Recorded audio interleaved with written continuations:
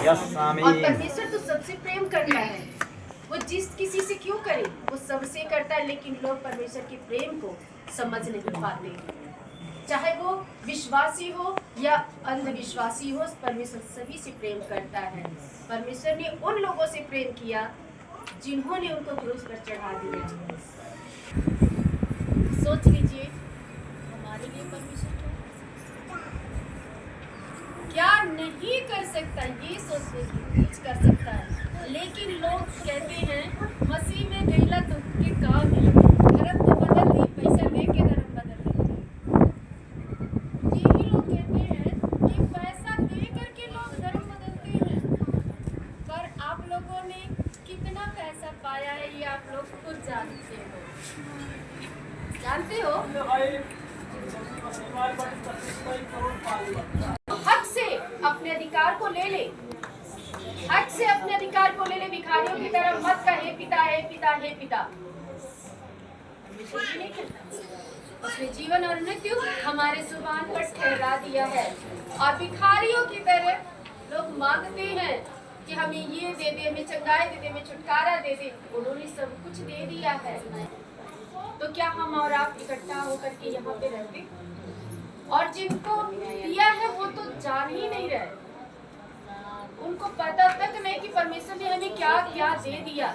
इतना अच्छा शरीर दिया, इतना अच्छा हार्ट, लीवर, किडनी दिया, तो आंखें दी। जिनके पास आंख नहीं है उनके दिल से पूछिए कि वो कैसे रहते होंगे। जिसके पास जुबान नहीं है उनके दिल से पूछिए कि वो बोल नहीं सकते, वो कैसे रहते होंगे। जिसके पास कान नहीं है, सुन नहीं पाते, क्या वो लोग नहीं तरसते होंगे? उनका भी आत्मा रोता होगा अंदर से। सोचिए, हम सभी तो सही सलामत है, हमारे पास आंख भी है, अच्छा मन भी है, अच्छा कान भी है, बोल भी सकते, चल भी सकते हैं। जिसके पास पैर नहीं है उसके दिल से जा करके पूछ लीजिए, वो भी तो परमेश्वर का ही जन है। वो क्या करता है? उसको विश्वास है कि मैं अपने हाथों के बल पर ही चलूंगा, और वो चलता भी है।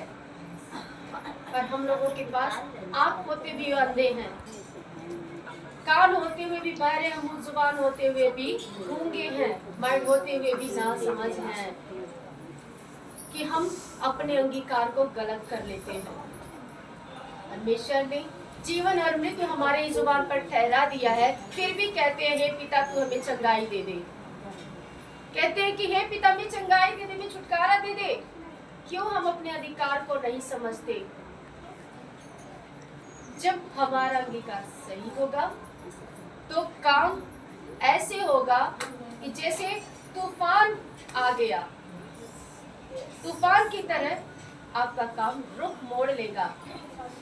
जब भी कोई ऐसी दिक्कतें आई, परेशानियां आई, तो मुझे खुद पर नहीं विश्वास है, क्योंकि मैं मनुष्य मात्र हूँ और हम मनुष्य पापी होते हैं। मनुष्य से बहुत सारे पाप, अपराध, गलती, गुनाह हो जाते हैं। विश्वास हमारा किस पर होना चाहिए? हमारे परमेश्वर पे होना चाहिए, जिसने हमें भूमि की मिट्टी से रचा है। हमें किस पर विश्वास होता है? मनुष्यों पर। मैं इसलिए सोनम दी के पास फोन करी थी कि मैं उनको एक बार बता दूं कि हाँ मेरे साथ ऐसा हो चुका है। और सिर्फ मेरे पास दो ही जन उस समय याद आए, एक रंभा बहन और दूसरी सोनम बहन। दो ही जन मुझे याद आए और उसके बाद मेरा माइंड काम करना बंद कर दिया। फिर तीसरा कोई मुझे याद नहीं। तो जब उस हालात से परमेश्वर मुझे इस हालात पर ला सकता है, तो सोच लीजिए आप लोगों की प्रार्थना कितनी सुनी जाएगी। ये नहीं कि मैं अगवा ठहरा दी गई तो सिर्फ परमेश्वर मेरी ही सुनता है, नहीं। परमेश्वर उनकी सुनता है जो खुद को दीन और हलीन करके परमेश्वर के क्रूस के सामने आते हैं। ये बोलने की जरूरत है कि परमेश्वर मैं खुद को शून्य करती हूँ, मैं खुद को शून्य करता हूँ और आपके चरणों के सम्मुख में आती हूँ। मैं अपनी विनती आपके सामने रखता हूँ, मैं अपनी विनती आपके सामने रखती हूँ। तू कहता है कि तू मुझसे प्रार्थना कर, मैं तेरी प्रार्थना को सुनूंगा। आज मैं अपनी पूरी आत्मा से तेरे पास आया हूँ, तेरे पास आई हूँ, तो मेरी प्रार्थना को सुन। अपनी दिक्कतों को बताए नहीं, हक से मांगे कि परमेश्वर तूने मेरी जुबान पे जीवन मृत्यु दोनों ठहरा दिया है। मैं अपने चीजों को लेती हूँ, जो मेरा अधिकार है, जो मेरा हक है। वीजा मांगते हैं, मांगने के लिए बहुत सारी चीजें लोग मांगते हैं, किसी को बुनियादी है। पर मैं क्या मांगती हूँ? परमेश्वर ये कहता है कि तू मेरे धर्म और राज्य की खोज कर, दुनियावी वस्तुओं के पीछे मैं कर दूंगा। दुनियावी चीजों से कोई फायदा नहीं होगा। आज देख लो ये कपड़ा, कल नहीं रहेगा। पिछले संडे जो मैं कपड़ा पहनी थी, आज नहीं रहा, वो फट गए और दूसरा आ गया। ये क्या है? दुनियावी चीजें, दुनियावी वस्त्र। दुनियावी वस्त्र पर विश्वास मत करिए। आत्मिक वस्त्र ओढ़ ले, पहन ले, यही हम सभी की इच्छा होनी चाहिए। गलतियां मनुष्य से बहुत होती है, बोलने के द्वारा, सुनने के द्वारा, देखने के द्वारा, काम के द्वारा बहुत सारे पाप होते हैं और हम सब करते हैं। किसी चीज को देख लिया, लालच आ गया, किसी घर को देख लिया, लालच आ गया, किसी काम को देख लिया, लालच आ गया, किसी को आगे बढ़ता हुआ देख लिया तो मन में पाप आ गया।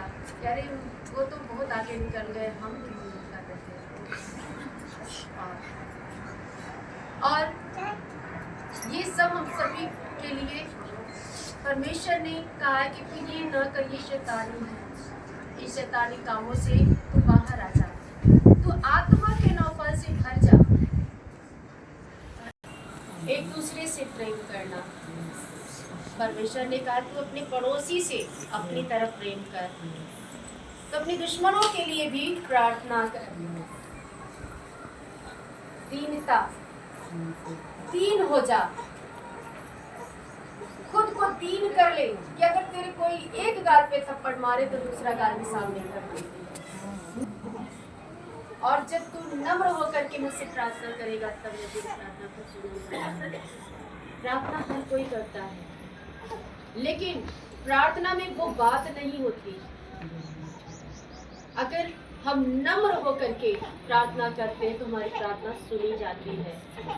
कृपा, एक दूसरे पर कृपालु बने, दया करें। जब कृपा और भलाई तो एक एक चीजों का पता चल जाएगा कि परमेश्वर किस चीज के बारे में बात करता है। परमेश्वर बस यही कहता है कि तू अपने अंदर आत्मा के 9 फल ले। कौन चाहता है कि आत्मा के फल ले ले? नहीं, कोई नहीं चाहता, कोई नहीं चाहता। मैं यही बता देती हूँ, कोई नहीं चाहता। अगर किसी को आत्मा का फल चाहिए तो चिंता नहीं करेगा, वो चिंता बिल्कुल नहीं करेगा। मुझे तो कोई चिंता नहीं है। मैं चिंता तब करती हूँ जब किसी को रोता देखती हूँ, तब मैं चिंता में पड़ती हूँ। फिर भी कहती हूँ परमेश्वर ये भी चिंता तू ले ले। मुझे बार बार चोट लगती है, ठेस लगता है। क्यों लगता है? क्योंकि मेरे घर वाले कहते हैं ये अंधी है। मैं कहाँ अंधी हो जाती हूँ? क्योंकि मैं हमेशा मस्त रहती हूँ। कहती है दीदी आपको दिखता नहीं। मैं बोलती नहीं, मस्त रहती है। मैं इतना मस्त रहती हूँ कि मुझे कुछ भी नहीं दिखाई देता, क्योंकि मैं अपनी चिंता परमेश्वर को दे चुकी हूँ। परमेश्वर चाहे तू मारे, चाहे तू जिलाए, क्योंकि तू ही मेरा परमेश्वर और तू ही रहेगा। तब जाकर के आत्मा के 9 फल आएंगे, नहीं तो आत्मा के फल नहीं आएंगे। एक फल हर किसी के अंदर रहता है। किसी के अंदर नम्रता का फल होगा, तो किसी के अंदर प्रेम का फल होगा, किसी के अंदर दया का फल होगा, किसी के अंदर भलाई का फल होगा, किसी के अंदर दीनता का फल होगा। एक एक फल परमेश्वर ने सभी के अंदर डाली है, लेकिन 9 फल किसी के अंदर नहीं मिलेगा, क्योंकि सब लोग टेंशन, डिप्रेशन, घर में है होता, जीवन में हाई होता, कमों में हाई होता, खेतों में हाई होता, तो गोरू का बछा हुआ, ये सब क्या है? चिंता। अगर मैं कहूँ कि परमेश्वर ने कहा है कि हे बोझ से दबे हुए लोगों मेरे पास आओ, मैं तुम्हें विश्राम दूंगा। दोनों बाहें फैलाया है, कौन जाना चाहता है? जाना तो सभी चाहेंगे, हाथ भी सभी खड़ा कर देंगे अगर खड़ा कराऊं तो। जाना कोई नहीं चाहेगा, बोझ देना कोई नहीं पसंद करता। परमेश्वर कहता है कि तू खुद अपने बोझ को लेके चलता है, तो मुझे मौका कहाँ दिया? मुझे भी तो मौका दे, तब मैं तेरे जीवन में काम करूं।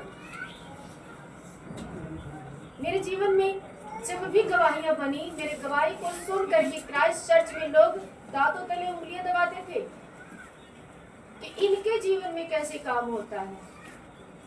काफी लोग वहां पर मेरे आगे पीछे रहते थे, और जैसे मैं वहां छोड़ी, वहां के लोग सुनने में आया रिमूव हो गए, वापस चले गए पूजा पाठ में। उनको मेरी गवाही याद नहीं आई, क्योंकि तब भी मैं वहां पर जिंदा सबूत बनकर के खड़ी थी, और आज के दिन डेट में भी मैं जिंदा सबूत बनकर के खड़ी हूँ। हमारा परमेश्वर मुर्दों में से नहीं है, हमारा परमेश्वर जिंदा है। यस, आमीन।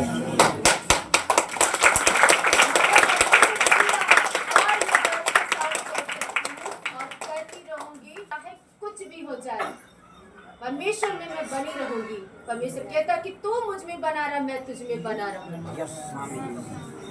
तो क्या आप लोग अब भी नहीं चाहोगे कि आत्मा का फल मेरे अंदर आए? पहले वो तो आत्मा के फल है। सबसे पहले क्या करना पड़ेगा? अपनी चिंता को परमेश्वर को देना, परमेश्वर को अपनी चिंता देना, क्योंकि हमारा बोझ तो उसने पहले ही उठा लिया, फिर हमें किस बात की चिंता? मेरे जब कपड़े फटे तब भी मुझे चिंता नहीं थी, जब कीला घुसा तब भी मुझे चिंता नहीं थी, जब मैं गिरी तब भी मुझे चिंता नहीं थी, क्योंकि तब भी मैं परमेश्वर को ही याद कर रही थी। मैं जब खड़ी हुई तब भी परमेश्वर को सबसे पहला धन्यवाद दी, और हाथ ऊपर करके, और वहां एक आदमी आया और वो भी दोबारा गायब हो गया।